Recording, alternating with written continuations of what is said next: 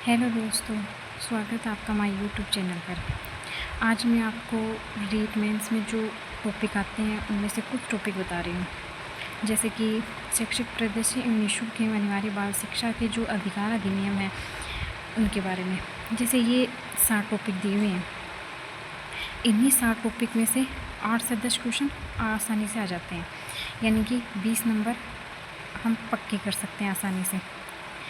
और उसके लिए जैसे कि अभी तो भर्ती आई भी नहीं है, जैसे उसके लिए प्री होगा, रीट, फिर मेंस आएगी, तो लगभग 1 साल का समय आप मान के चल सकते हो। उसके बाद में आएगी मेंस की एग्ज़ाम, तो हम उस तक ये टॉपिक्स आराम से कवर कर सकते हैं। अगर हम किसी चीज़ का टारगेट लेके चलेंगे तो हम उन टॉपिक्स को कुछ ही महीनों में या कुछ ही दिनों में कवर कर पाएंगे। फिर हम उनका रिवीजन कर सकते हैं, जैसे हम उनका मल्टीपल रिवीजन कर सकते हैं। तो रिवीजन बार रिवीजन करने से क्या होता है, वो चीज़ हमारी पक्की हो जाती है, यानी कि उनमें से कोई भी क्वेश्चन आता है तो हमारे गलत होने के जो चांसेस होते हैं वो बहुत ही कम हो जाते हैं। और फिर साथ ही साथ हम उनके MCQ भी लगाएंगे, तो फिर वो और भी हमारे पक्के होंगे। हमें समझने की, भाई जैसे कि किसी प्रश्न को हल कैसे करना है उसका थोड़ा हमें आइडिया भी लग जाता है कि इस प्रकार का प्रश्न आता है तो हमें किस प्रकार कैसे हल करना और कितने समय में हल करना है, उसका भी अंदाज़ा लग जाता है।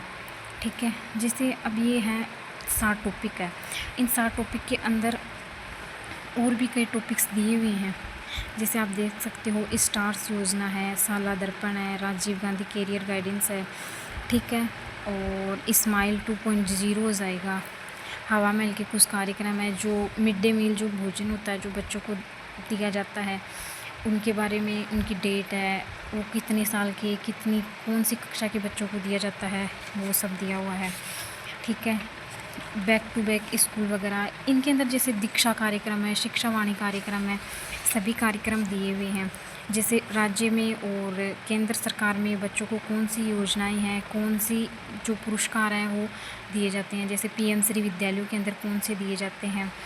ठीक है, आगे जैसे बच्चों की, जैसे लड़कियों के लिए है लाडू प्रोत्साहन योजना है, निःशुल्क यूनिफॉर्म योजना है, अमृत आहार है, इन सब के बारे में दिया हुआ है। जैसे हम नॉर्मली एक बार ऐसे रीडिंग कर सकते हैं, एक बार रीडिंग करने के बाद में इनको आप फिर से दोहराएं तो ये हमें आसानी से याद हो सकती है। जैसे विद्यालय प्रबंधन जो समितियां हैं, जैसे विद्यालय के बारे में बताया गया है कि हम विद्यालय में कैसे कौन सी जो समिति बनती है, जैसे SMC बनती है, SDMC बनती है, उनमें कितने सदस्य होते हैं, कितने नहीं होते हैं, और स्कूल से कितने होते हैं, बच्चों के माता पिता होते हैं या नहीं होते हैं, किस टीचर को प्रभावी जो अध्यक्ष है वो बनाया जाता है, उसके अंदर कितने सदस्य होते हैं, ये सब दिया हुआ है। जैसे राजस्थान में निःशुल्क और अनिवार्य बाल शिक्षा के जो अधिकार अधिनियम, एक 2009 में है और एक 2011 में है, 2 हैं। तो उसके अंदर जैसे धाराएं दी हुई हैं, जैसे उनकी कब शुरुआत हुई है, कौन सी धारा है, कितनी धाराएं हैं, कितने अध्याय हैं, वो सब दिए हुए हैं कि कौन सी धारा में क्या कार्य है या कौन सी समिति है, वो सब दिया हुआ है इसके अंदर।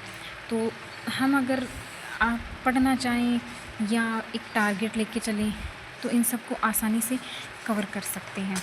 मेरा तो यही कहना है कि अगर हम किसी चीज़ का टारगेट लेके चलेंगे तो हमारी आसानी से पूरा हो जाएगा। जैसे राजस्थान के मान्यता प्राप्त जो निजी विद्यालय हैं निःशुल्क, जिनके अंदर प्रवेश दिया जाता है, तो वो ये बताया गया है कि भाई कौन सी क्लास से दिया जाता है, कौन सी क्लास तक दिया जाता है कि बच्चे आसानी से पढ़ सकें, जो गरीब तबके से हैं वो भी पढ़ सकें। ये सब इसके अंदर दिया हुआ है। अभी तो मैं ये 60 टॉपिक बता रही हूँ, जिनमें से हम 8 से 10 क्वेश्चन आराम से कवर कर सकते हैं, यानी कि 20 नंबर अपने पक्के कर सकते हैं। पहले इन टॉपिक्स को कवर करते हैं, उनके बाद में अगला टारगेट रखेंगे। धन्यवाद। अगर आपको मेरा ये अच्छा लगे तो आप मुझे सब्सक्राइब कर सकते हैं। धन्यवाद साथियों।